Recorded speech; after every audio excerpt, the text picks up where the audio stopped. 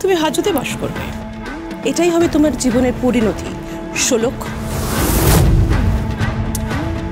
আমার ছেলে কিন্তু তখন আমার কাছে ফিরে আসবে। আমি ওকে ওখান থেকে নিয়ে চলে আসবো। ওখানে ওর থাকবে না, ও থাকবে আমার কাছে, আমার বাড়িতে, এইখানে। আমার ছেলের আবার বিয়ে হবে আমার পছন্দ করা পাত্রীর সঙ্গে।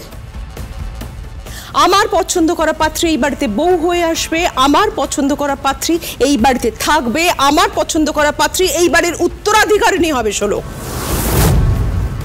আর সেটা তুমি নও শোলক। যদি আপনি ওই বাড়ির দরজায় কোনো মেয়েকে দাঁড় করাতে পারেন, সেটা রানী হোক বা অন্য কোনো মেয়ে, তাহলে আমি আপনাকে মেনে নেব। আমার দুটো ব্যাপারে ভীষণ রকমের অধিকার বোধ আছে, বুঝতে পেরেছেন? একটা আমার হাতের তৈরি শাড়ি, আরেকটা আমার বর। কথাটা মাথায় রাখবেন।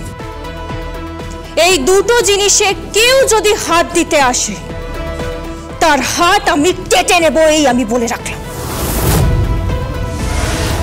শোলক, হ্যালো হ্যালো, কেটে দিয়েছে। এত সাহস, এই মেয়ের এত সাহস যে আমাকে থ্রেট করছে। আচ্ছা, আমাকে থ্রেট করো? আমি সেটাই তো স্বাভাবিক। কি? হ্যাঁ, এটাই তো স্বাভাবিক। দাঁড়িয়ে দাঁড়িয়ে শুনলাম তোমাদের ফোনের কথা। হ্যাঁ, ভাবতেও না গা ঘিন ঘিন করছে যে আমার মেয়ে আর নাতনি এত নিচে নেমে গেছে। হ্যাঁ, ওসব তোমরা কিছু করতে পারবে না। কারণ কি জানো তো, বৈবাহিক সম্পর্কটা না উপর থেকে ঠিক হয়ে আসে। ওই কথায় বলে যে জন্ম মৃত্যু বিয়ে তিন বিধাতা নিয়ে। আর আমার নাতির তো বিয়ে হয়ে গেছে, তুমি কিচ্ছু করতে পারবে না, কিচ্ছু করতে পারবে না। আর যদি বেশি কিছু করতে চাও, তাহলে কিন্তু আমি তোমাদের এই বাড়ি থেকে একদম তাড়িয়ে দেব। বুঝতে পেরেছ? তুমি আমাকে খুব ভালো করে চেনো প্রিয়দর্শিনী। মম, আর 15 দিন, আর মাত্র 15 দিন, তার মধ্যে না তোমাকে দিয়ে বিলটা আমি সাইন করিয়ে নেব। প্রিয়দর্শিনী, আমি সাইন করব না। করবে করবে মম, তুমি সাইন করবে, কারণ তুমি সাইন করতে বাধ্য। না না, আমি বাধ্য নই। আমার চুল পেকে গেছে বলে আমাকে দুর্বল ভেবো না। আমি একেবারেই দুর্বল নই।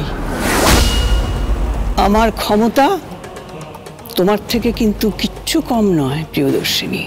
আর একটা কথা মাথায় রেখো, যদি জোর করেছো তার ফল কিন্তু খুব খারাপ হবে।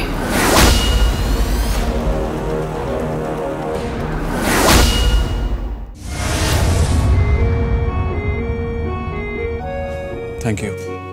কিসের জন্য? এই যে তুমি বললে, দুটো ব্যাপারে তুমি ভীষণ পজিটিভ। একটা শাড়ির ব্যাপারে আর একটা আমার ব্যাপারে।